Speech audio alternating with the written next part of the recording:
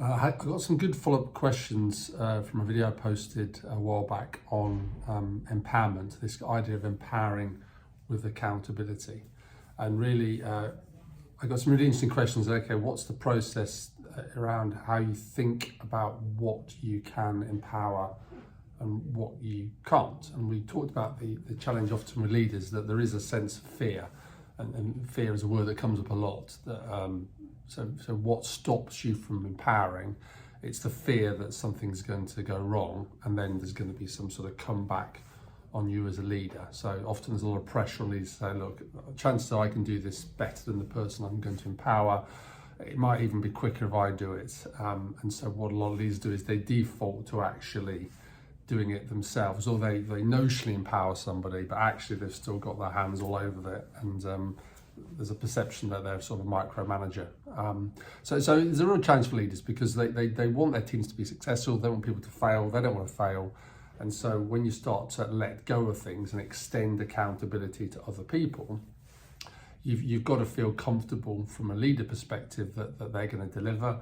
And I guess the people who are being made accountable, or who are choosing to be accountable ideally, have got to feel they're going to be supported. And if there is some kind of challenge, or there's any kind of failure, they're not going to be they're not going to be fired. So it needs to be some kind of sort of safe environment. So leaders have to be very skilled around how they successively extend accountability to people, and how do they delegate this accountability more widely in their team. And that's why being a leader is difficult. So there's a will component. We need to make sure that people are willing to accept accountability, and there's a skill component that we talked about. But in terms of sort of how you think about what you can empower, I think there's one of the useful frames I like to think about is this concept of the sort of the why, the how, and the what. So if you think about why as being sort of strategy, why is the big, why are we doing these things? It's strategy. I would say leaders shouldn't be delegating that. They shouldn't be empowering the teams too far on the big why. So I think that is the leadership's responsibility, to make sure the team have a clear strategy. Now, clearly they're going to talk, and they're going to listen, and they're going to take advice, but at some level someone's got to own and decide that. So I think it's very rare for that those kind of why issues to be empowered down. So I'd say define the why as a leader. You hold that. That's your job. Once you've got the why, the how are you going to go after these things, whatever these things are?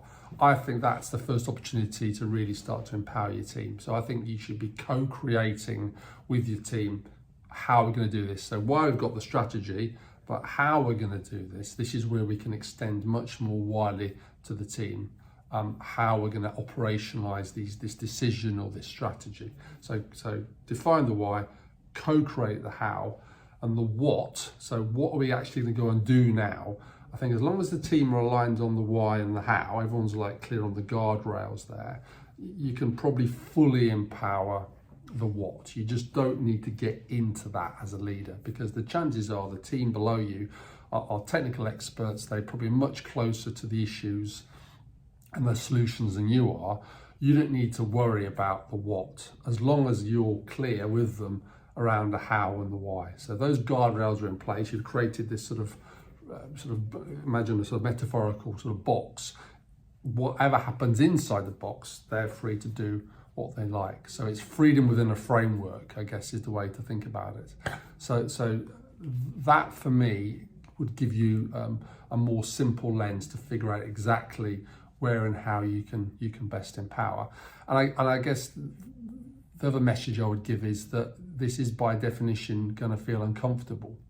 I don't think I've ever met a leader who hasn't felt some level of discomfort around empowerment. And there's a whole lot of reasons why that might be the case, which we can go into another time. So I would say, as a leader, if you've got clarity around this, define the why, co-create the how, empower the what, and you're really clear with your team about will and skill, so you've really thought about this, then I would say when you get to the empowerment of the what, empower to the point of like discomfort and then go a bit further. So you want to be quite uncomfortable.